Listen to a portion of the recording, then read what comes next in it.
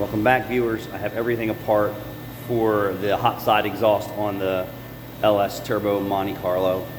There's bay, turbochargers, just resting there because you have to build everything and then take it apart and then weld it and fit it.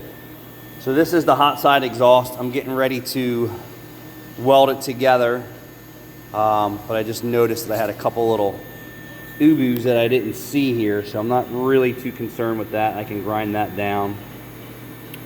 This, I'm probably going to put a piece of metal behind that and weld that in. Two little smiley faces is what I'm going to have to do there. Sometimes when you can't see what you're doing, that's what you get, and I couldn't see what I was doing.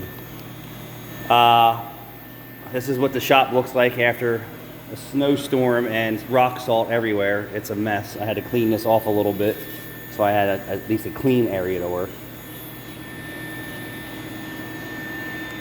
Guys, back for a story after I weld all this. Thanks for watching.